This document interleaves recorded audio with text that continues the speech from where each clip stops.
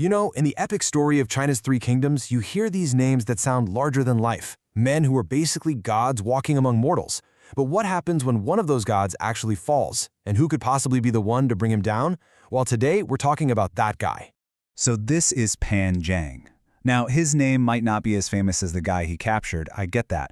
But in the history books, he is forever the Eastern Wu Tiger General who did the impossible. He captured the living legend, Guan Yu. But his story, wow, it's about so much more than just one battle. It's a story of transformation that really makes you wonder. And that's the big question for today, isn't it? This isn't just about a famous fight. It's a classic underdog story. How does a man with let's say a troubled past, a guy known for drinking and gambling, climb his way up from absolutely nothing to pull off one of the biggest moments in the entire Three Kingdoms period? To really get who Pan Zhang was, we've got to go back to the beginning, back to his very unlikely call to adventure, because this was definitely not a hero who was born into greatness. I mean, just look at the contrast here. It is night and day. On one side, you've got his youth, from a poor family, loved to drink and gamble, watching the family business just fall apart. And on the other side, his destiny. A famous Tiger General, a marquis for crying out loud, a name that meant pure ferocity.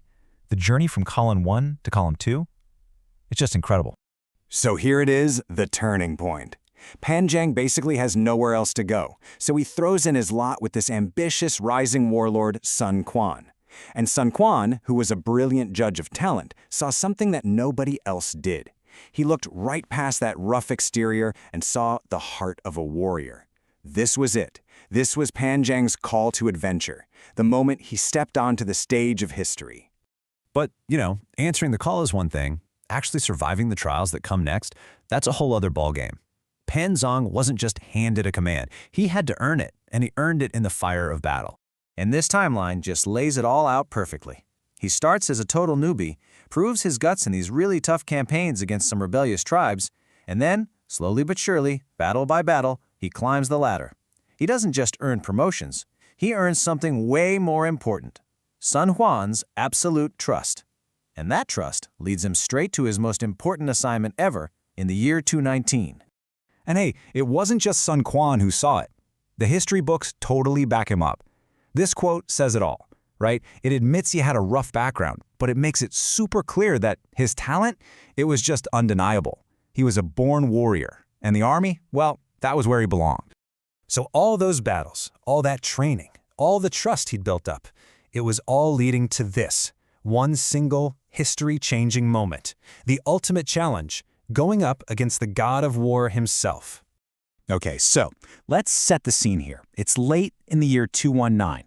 Guan Yu, this massive figure of power and fame, has pushed his luck too far. His whole campaign is falling apart, and he is in a desperate retreat.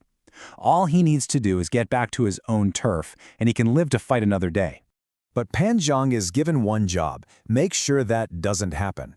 And his plan is just a masterclass in tactics. This isn't about some big, glorious head-to-head battle. No, this is about being smart. It's about using the terrain, having patience.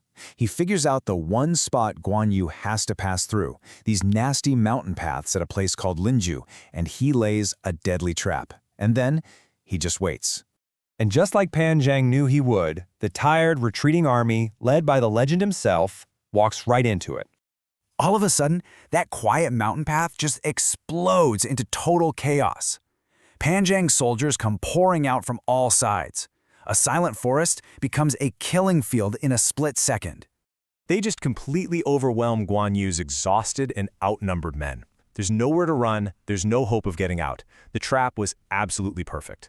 And then, the unthinkable happens. The invincible Guan Yu, the god of war, is captured, alive, along with his son. In that one moment, history is changed forever. The fight was over, but the legacy of that moment, that was just getting started. Pan Zhang didn't just return as a winning general, he returned as a legend. Let this sink in. This single number tells you everything you need to know. 1. In a whole career of legendary battles, of impossible escapes, Guan Yu was captured just one time, and Pan Zhang was the man who did it. So, what was his secret? How'd he pull it off? Well, when you break it down, Pan Zhang wasn't just a tough guy, he was a specialist. He was a master of the ambush, a genius at surprise attacks, and an expert at choking off an enemy's escape route. And maybe most important of all, he was completely fearless and totally dedicated to his kingdom, Wu. And really, this final historical take says it all, doesn't it? The kid who loved to drink and gamble, the kid who came from nothing, became a true Tiger General of Eastern Wu. His one big achievement was so huge that it guaranteed his name would be remembered forever.